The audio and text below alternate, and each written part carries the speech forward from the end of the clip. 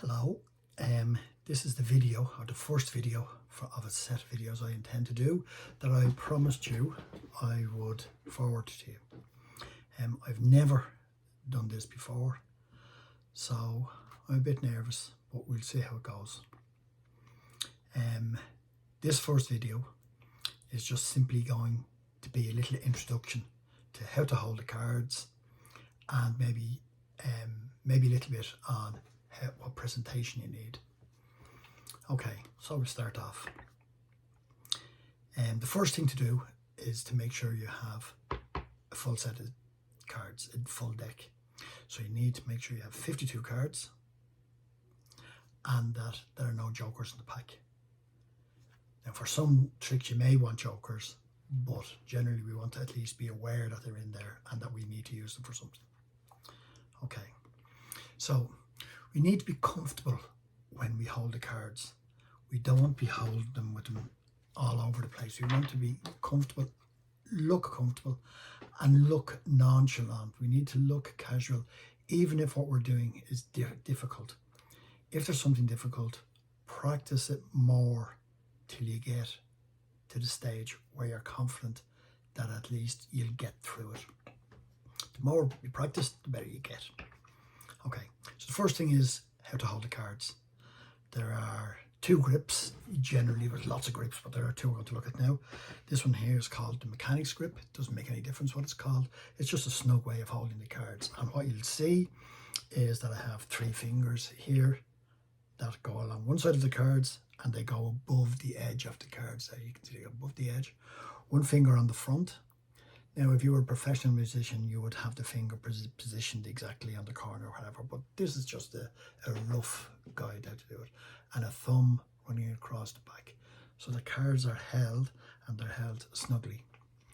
They're holding it tight enough so that they don't move, and we have control over them, but not tightly. We don't want to hold the cards tightly. We want to be able to maneuver them, put them back,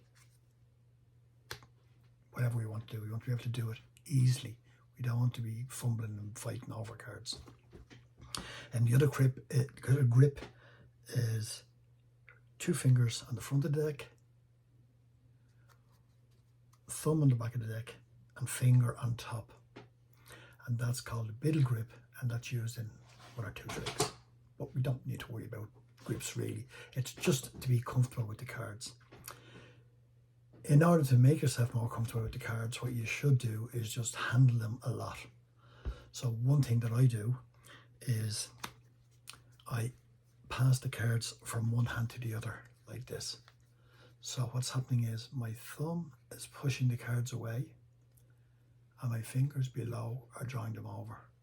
So it's push and draw. This doesn't serve any great purpose. It's just a little, do it both ways obviously. It's just to get us used to handling the cards so that we have a little bit of manual dexterity in our hands. So that's one thing. Now, we want to now learn how to cut the cards. If you cut the cards, you can cut them two ways. You can cut them on the table, and what you do is pick up half the deck, put it down. This table is too slippy for me, but if you were doing it, it wouldn't be so slippy. And pick up the deck and drop it on top. That's a cut. And sometimes you ask people to do that, or you do it yourself to manipulate cards to the top to the bottom, or to pretend that you're losing a card in the middle. So that's a cut. The next thing that we want to look is how to spread the cards. So if you're going to spread the cards, you're going to push them over right into the opposite hand and spread out as many cards as you can. You're supporting them on the back with your hand and you're spreading them out. And you do that obviously if maybe you want someone to pick a card. So you want a big enough spread so that you're not saying pick a card and there's only 4 cards there. Okay. And I suppose that covers just handling the cards. Next thing we want to do is to shuffle them. There are lots of different shuffles. Most of the time you'll see people doing a riffle shuffle, which is where they put the cards head to head and flick them with their fingers, and they'll do it. I don't know if I can do it or not. It's something like that. What you do is you mix all the cards very well. But we're going to just practice one shuffle, and that one shuffle is what you would normally do if you're playing any card game, from poker all the way down to whatever, snap. Okay, so what we do is we hold the cards in one hand, nice and firmly. Okay, and what we're going to do is throw them from one hand to another in little blocks. So we've thrown a few cards, a few more, a few more, a few more, and so on. And what that does is it mixes the cards. Now sometimes if you're doing it, you might want to get your thumb to help you. And there is a reason that we use the thumb sometimes. I'll show you why later on. So that's how you shuffle cards. And now we're comfortable holding and maneuvering the cards. There are a couple of tricks that we need to know. The first one is moving cards around, and the second one is marking cards in the middle.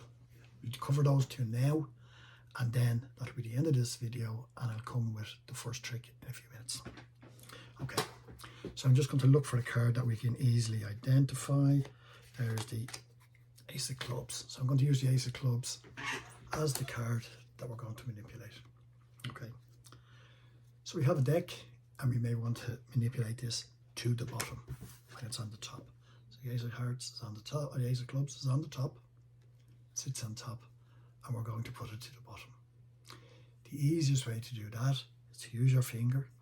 Just the oils in your finger are enough to grip it.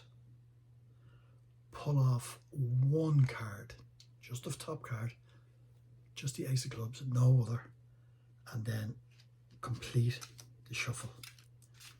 So now if someone didn't know that you wanted the Ace of Clubs on the bottom and you had it on the top, you could maneuver it there.